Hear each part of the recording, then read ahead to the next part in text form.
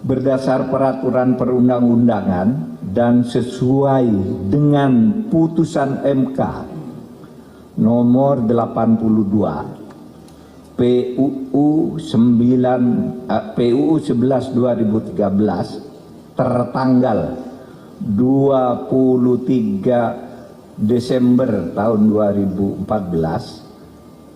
pemerintah melarang aktivitas FPI dan akan menghentikan setiap kegiatan yang dilakukan FPI karena FPI tidak lagi mempunyai legal standing baik sebagai ormas maupun sebagai organisasi biasa.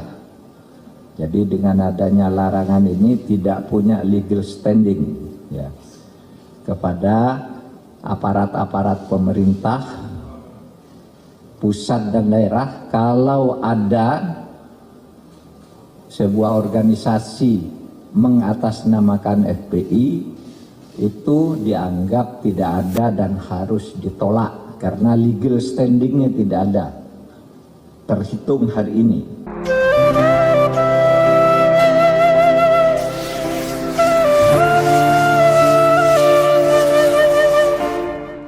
Pada kesempatan singkat ini ada 5 poin yang ingin saya sampaikan. Pertama, kuntum khaira ummah, kalian umat terbaik.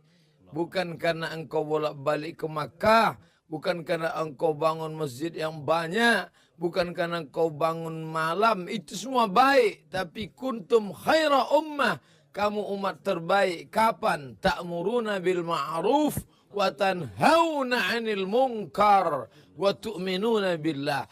Ngajak puasa banyak, ngajak puasa Senin Kamis, ngajak umroh lagi lebih banyak. Tapi yang mengajak amar ma'ruf nahi mungkar, FPI, Allahu Akbar. Allahu Akbar. Maka ketika engkau ikut dalam kelompok ini, kau sedang menjadi salah satu dari umat yang terbaik.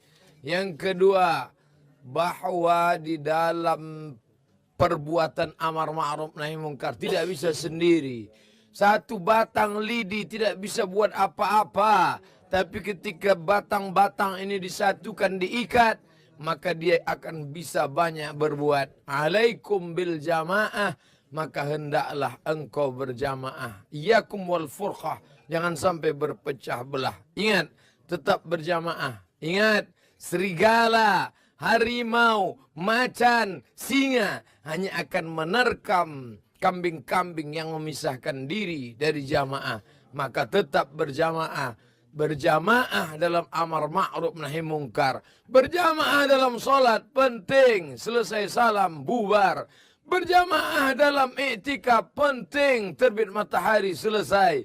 Tapi berjamaah dalam amar ma'ruf nahi mungkar, hanya kematian yang memisahkan kita. Allahu Akbar.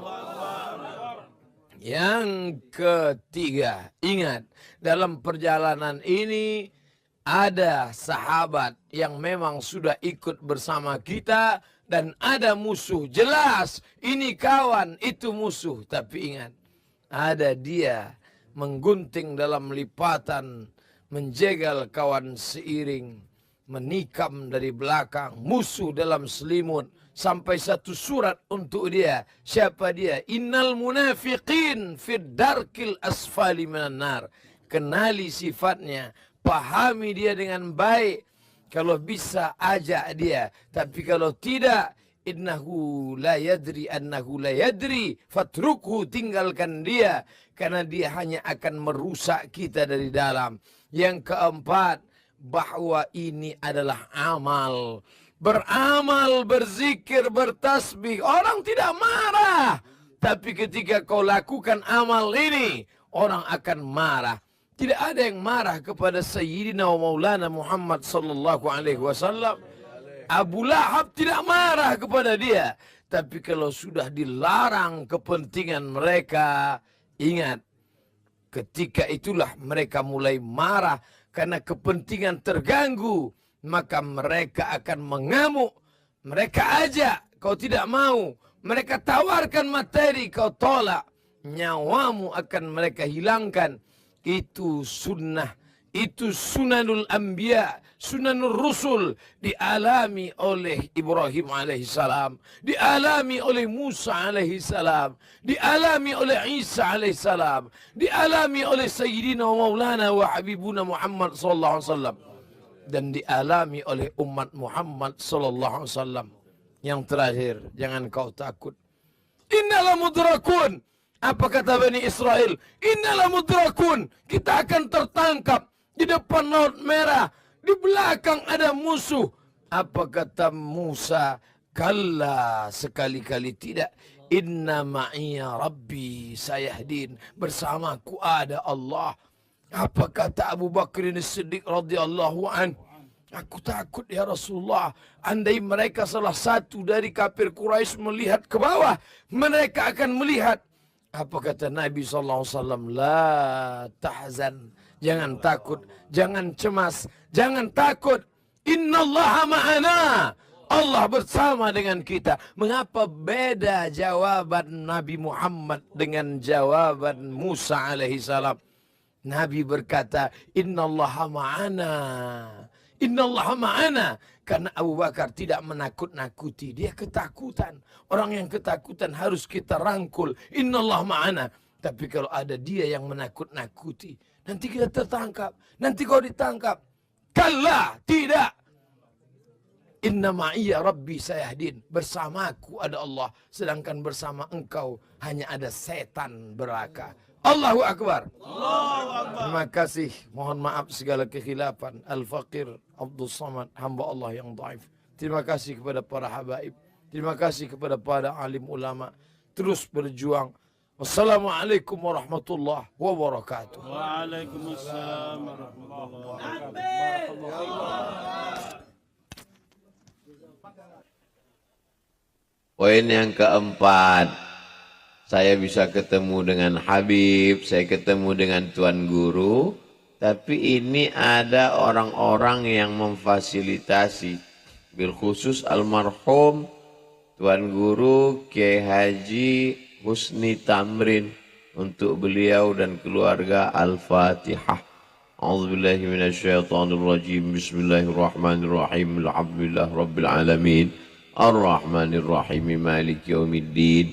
Iyyaka na'budu wa iyyaka nasta'in. Ihdinas siratal mustaqim. Siratal ladzina an'amta 'alaihim ghairil maghdubi 'alaihim waladdallin. Amin. Keluarga anak cucu beliau insyaallah dijadikan saleh dan salihah min huffazil Quran wal hafizat. Tuan Guru Kiai Haji Husni Tamrin sedang mengajarkan pada kita lewat majelis malam ini bahwa kalau mau umur panjang tidak meninggal sampai hari kiamat adalah tinggalkanlah tanah wakaf dan majelis ilmu. Bahwa kita akan meninggal dunia tetap akan ada penggantinya. Meninggal Kiai Haji Husni Tamrin, datang penggantinya. Meninggal penggantinya, datang Tuan Guru Zaini. Insya Allah sampai hari kiamat majelis ini tetap hidup insya Allah. Ini pelajaran bagi kita semua. Ada ceramah, ada khutbah, ada tablik akbar yang masuk ke dalam telinga kita, masuk ke akal kita, masuk ke hati kita. Tapi ada yang nasihat diam. Lisanul hal afsah min lisanil maqal. Perbuatan lebih menyentuh daripada ucapan. Mana dia? Nih yang dilakukan oleh Kiai Haji Husni Tamrin. Beliau membuat majelis sampai hari ini. Politik boleh berganti, kekuasaan boleh berubah, rezim boleh bertukar, tapi majelis ilmu tetap hidup sampai akhir zaman insya Allah. Lihatlah majelis ilmu para habaib. Yaman pernah dikuasai oleh komunis. Yaman Utara, Yaman Selatan. Bahkan ayah daripada Al-Habib Umar bin Hafiz termasuk menjadi korban keganasan komunis. Hingga beliau menjadi seorang yatim. Lalu kemudian ulama-ulama dibantai. Tapi majelis ilmu tetap hidup. Kekuasaan berubah. Dari kerajaan menjadi presiden, berganti, silih berganti. Tapi majelis ilmu tetap hidup. Apa yang terjadi? Orang berdatangan ke Tarim, ke Hadramaut, Rubat Tarim, Darul Mustafa, ke Ahqaf University. Ilmu. Kalau ilmu yang kita perjuangkan, maka janji Allah Subhanahu wa taala, yarfa'illahu alladhina amanu minkum walladhina utul ilma darajat. Yang kelima, saya sebetulnya malu dengan Tuan Guru karena saya di mana-mana tablik akbar, pengajian, enggak baca kitab. Sedangkan majelis Tuan Guru baca kitab. Khatam Asy-Syama'il Al-Muhammadiyah, baca Arba'in Imam An-Nawawi. Khatam Arba'in, baca lagi kitab selanjutnya. Selalu saya mengatakan, saya ini ring 3. Jadi ring 1 itu memang orangnya memang udah mau ngaji. Ring 1. Ini yang bersama Tuan Guru, bersama para habaib, datang bawa kitab. Saya menghadapi jamaah yang jangankan mau ngaji, dekat masjid takut. Makanya saya selalu buat tablik akbar di stadion, di tanah lapang. Memang sengaja saya minta, jangan buat di masjid. Karena jamaah saya ini orang yang takut ke masjid. Dia beberapa kali ke masjid, kawan dia 2 kali ke masjid, meninggal. Nah, jadi dia trauma. Nah, makanya dibuatlah di stadion supaya mereka mau datang. Jadi jamaahnya memang ring 3. Makanya kadang ngomongnya pun nggak beraturan, kadang penuh dengan tenda gurau, tidak baca kitab. Tapi Tuan Guru Zaini membaca kitab, menghatamkan kitab. Majelis-majelis inilah majelis ilmu. Inilah majelis ilmu bersanad dari Tuan Guru Zaini kepada guru beliau, kepada guru-guru beliau, sampai kepada Imam Abu Isa ibni Saurah At-Tirmidzi, dari Imam Abu Isa ibni Saurah At-Tirmidzi kepada guru beliau Imam Muhammad bin Ismail Al-Bukhari, dari Imam Al-Bukhari kepada guru beliau Abdullah bin Maslamah, dari Imam Abdullah bin Maslamah kepada guru beliau Imam Malik bin Anas, dari Malik bin Anas kepada guru beliau Imam Abu Zinad, dari Abu Zinad kepada Al-A'raj, dari Al-A'raj kepada Abu Hurairah, dari Abu Hurairah kepada Sayyidina wa Maulana Muhammad sallallahu alaihi wasallam. Al-isnad minad din. Sanad, silsilah keilmuan ini dari agama. Laulal isnad laqala man syaa ma syaa. Kalaulah bukan karena sanad, orang akan ngomong seenaknya saja. Jadi kalau kita dengar ada orang ngomong semaunya saja, itu tidak bersanad. Dan zaman sekarang memang orang tak bersanad. Kalau Tuan Guru mengajar, ada sanadnya. Haddatsana Syekh, haddatsana Fulan, haddatsana Habib, haddatsana akhbarana amba'ana, haddatsana akhbarana amba'ana. Orang sekarang enggak. Haddatsana Google. Wa akhbarana YouTube. Taba yatubu YouTube. Alhamdulillah, majelis-majelis seperti ini mesti dihidupkan terus. Mudah-mudahan akan lahir majelis-majelis baca kitab. Baca kitab ini. Karena kalau kita tidak kembali kepada kitab yang ditulis ulama, maka akan hanyutlah kita. Ini semua amat sangat penting. Yang poin yang kelima, bahwa tadi kata Tuan Guru Ustaz Abdul Somad mudah-mudahan bisa menjelaskan hadis ini. Jadi saya pun tidak mau keluar dari bingkai ini.